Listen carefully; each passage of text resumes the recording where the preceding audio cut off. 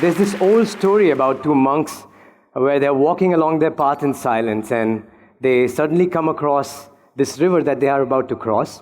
And they see a woman on the side, and she's trying to cross the same river, but she's a bit afraid because the currents are a bit too strong. So the older monk, without thinking, goes up to that woman, bows to her, carries her on his shoulder, walks through the river with this deep water, puts her on the other side, bows to her, and continues walking. And the younger monk is puzzled behind him, and he quickly goes through the river and catches up with the other monk, and they continue walking. And this guy, you can feel that he's puzzled, but he doesn't say anything. An hour goes by, 2 hours go by, and then finally after 3 hours, he couldn't hold it and he blurts it out. He said, "How could you do this? We have vowed to never touch a woman. Why did you carry her?" To that, the older monk gently replies and says that, "I put that woman down 3 hours ago. Why are you still carrying her?" And embedded in that story lies one of the most powerful tools that we can use to engineer our lives, and that is forgiveness. It's to let go of the emotional burdens that we carry. And that's what I want to talk about. And I believe that we teach the things that we needed to learn the most. Thank you. And this was the thing for me. I really needed to learn how to let go of emotional burdens. In the past few days, I met some incredible people here, so many inspiring people, really, really grateful. And like many of you, I am an extremely passionate person, which is a nice way of saying that I'm emotionally unstable. And I used to carry a lot of emotional baggage with myself, and that's often counterproductive. There's overwhelming amount of research as of today, which tells you that practicing forgiveness every single day improves your mood, you get better at productivity, and even improves your physical performance if you're an athlete. And that's all very beautiful, very interesting. But what's profound to me is the negative impact of not practicing it, especially in emotional traumas.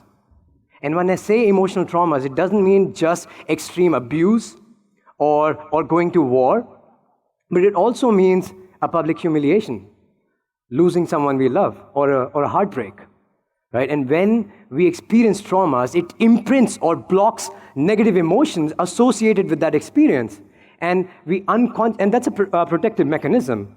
But we unconsciously carry those negative emotions blocked with us for a really long time. And we pay a heavy price for it. Dr. Bruce Lipton, one of the great thinkers of our time, scientific researcher, he wrote the book Biology of Belief.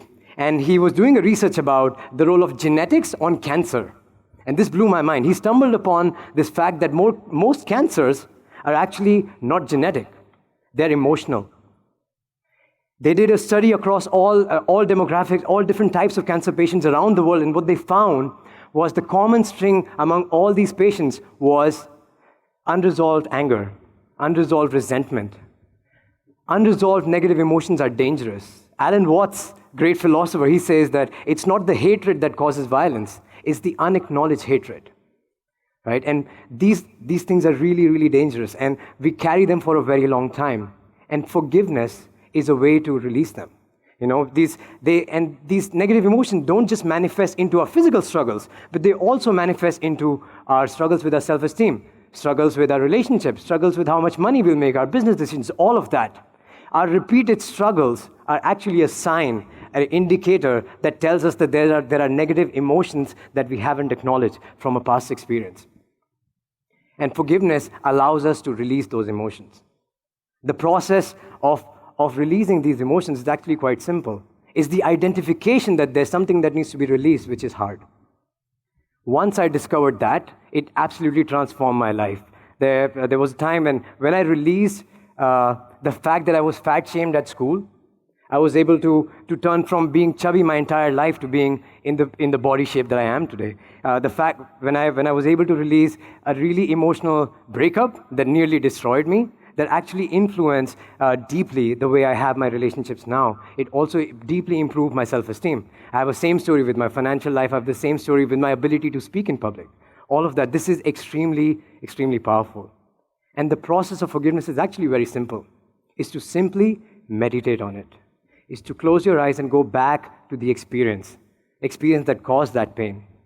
And feel that pain. Feeling that pain is actually very similar to cutting open an old wound and removing what was blocked inside that was causing that infection.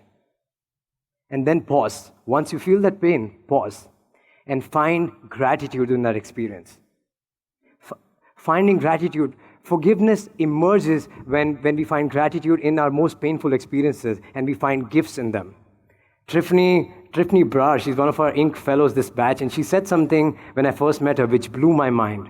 She said that she's visually impaired, and she said, "I am proud and I'm grateful that I'm blind." And I felt, wow. Forgiveness is a profound shift in the meaning that we give to the experiences that we have.